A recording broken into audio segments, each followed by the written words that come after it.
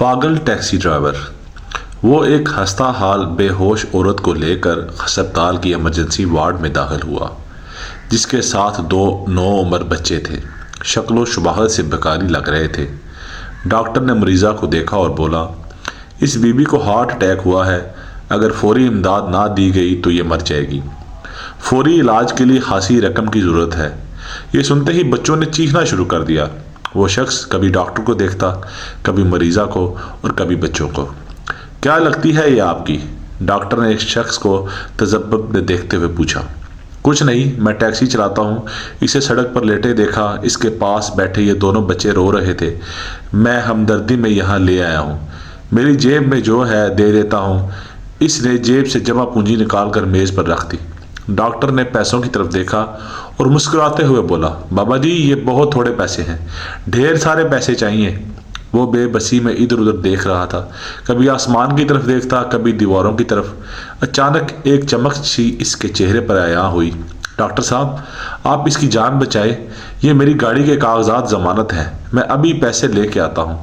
وہ چلا گیا۔ ڈاکٹر نے ابتدائی طبی امداد شروع کر دی۔ تھوڑی دیر بعد وہ 2 لوگوں کے ساتھ واپس آیا۔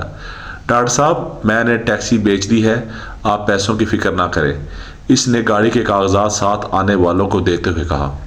صورتحال کو بھانپتے ہوئے قریب کھڑا ایک خوش باس نوجوان پوچھنے لگا، کیا لگتی ہے یہ خاتون آپ کی؟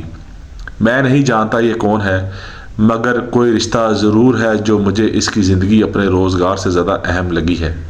ٹیکسی کا کیا ہے، میں کرائے پر لے کر چلا لوں گا، اگر یہ مر گئی تو یہ بچے بھی جیتے جی مر جائیں گے۔ قیامت کے روز اللہ کو کیا منہ دکھاؤں گا کہ مجھے ایک انسان کی زندگی سے زیادہ اپنی ٹیکسی عزیز تھی۔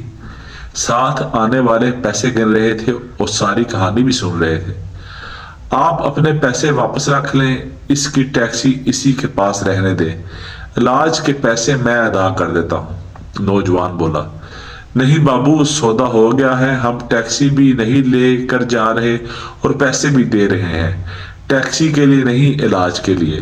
دونوں شخص یک زبان ہو کر بولے، یہ بڈھا تو پاگل ہو گیا ہے، اس عمر میں کون اسے کرائے پر ٹیکسی دے گا، ہم تو کمانے آئے تھے، یہ آدھی قیمت پر ٹیکسی بیچ رہا تھا، ہمیں دگنا منافع تھا، اب ہم 70 گنا منافع کمائیں گے، پیسے نہیں تو نہ صحیح، ایک نیکی ہی صحیح۔ وہ پیسے میز پر رکھتے ہوئے اٹھے۔ ڈاکٹر صاحب، اور ضرورت پڑے تو ہمیں اس نمبر پر کال کر دینا۔ اپنا کارڈ ڈاکٹر کو دیتے ہوئے ہسپتال سے باہر نکل گئے۔ ٹیکسی والا زاروں کے تار روئے جا رہا تھا اور یہ الفاظ کہہ رہا تھا، بابو، اللہ کو میری ٹیکسی پسند نہیں آئی، پیسے والے نیکی لے گئے اور میں غریب پھر خالی ہاتھ رہ گیا۔